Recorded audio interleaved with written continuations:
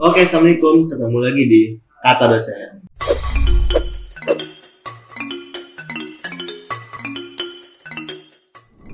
Kali ini kita akan mengupas tentang kualitas desain atau bagaimana menerapkan kualitas desain untuk desain promosi di usaha kalian, di perusahaan, atau dimanapun.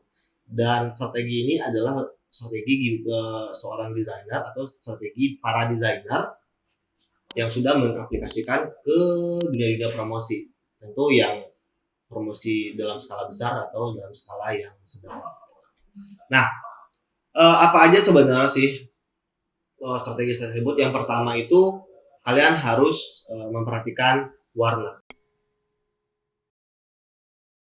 Walaupun kadang banyak orang yang mensepelekan warna, tapi sebenarnya warna itu juga sebagai penguat dalam bentuk desain, dalam background desain, juga dalam cara orang menanggapi atau melihat desain secara persepsi. Nah, contoh nih, jika kalian dapat job atau dapat tugas atau dapat dimintai untuk membuat sebuah konten promosi lah ya, yang berhubungan dengan usaha mereka, anggaplah itu mie pedas. Kira-kira berhubung dengan pedas, warna yang paling cocok apa?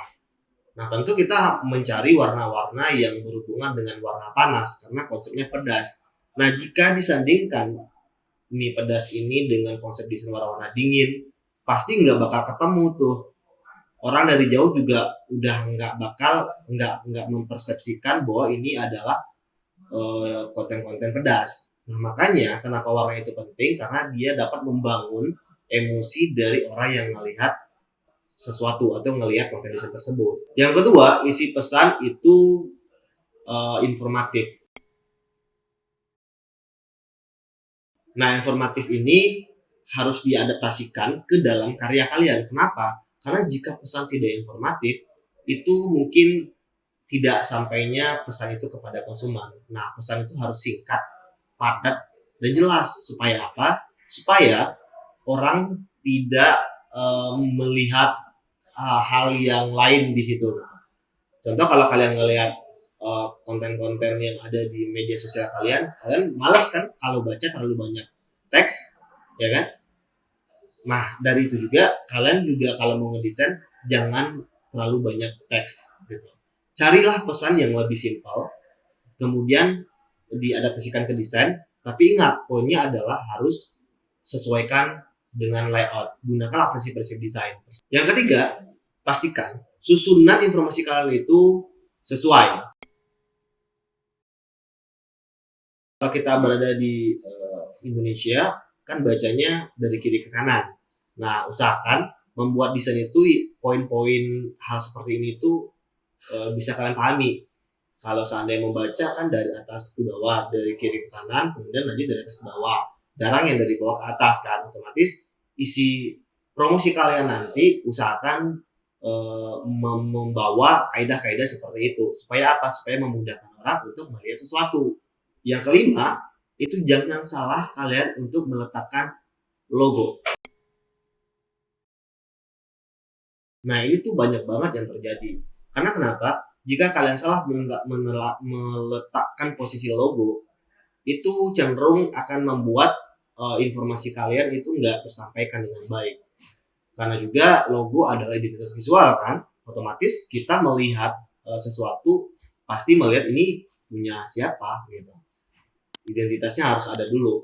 Makanya nanti kalau seandainya background putih dan logo kita juga putih, nggak mungkin terlihat kan? Atau logonya putih terang warnanya, logo kita juga warna terang, lah gimana cara mengakalinya? Nah, jadi prinsip-prinsip kayak gitu harus kalian amati, harus kalian lihat supaya brandnya tetap tersampaikan, promosi tetap tersampaikan maksudnya, tapi identitas visualnya tidak terlupakan. Yang keenam, gunakanlah bahasa marketing.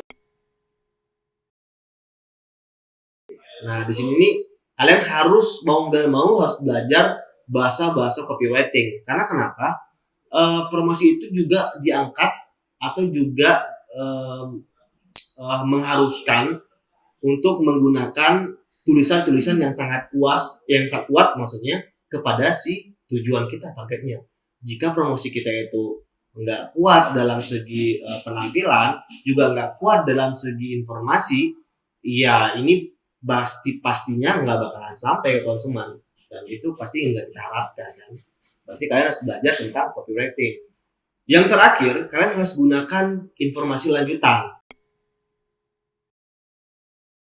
Nah, beda dengan kampanye kan nggak perlu ada informasi lanjutan. Nah, kalau tentang promosi wajib itu identitas visualnya di mana atau siapa yang punya promosinya, terus kontaknya mungkin, terus media sosialnya mungkin. Yang jelas ini informasi lanjutan untuk di follow sama orang-orang yang membaca konten promosinya jelas.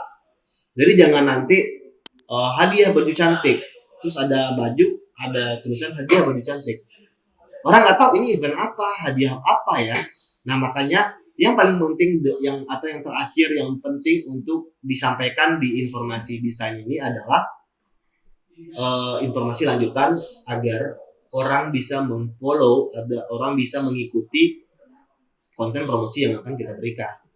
Oke, itu aja. Yang jelas promosi itu adalah meningkatkan brand awareness dari usaha yang akan kita promosikan. Oke, cukup sekian. Ketemu lagi di kata dosen berikutnya dan bye-bye.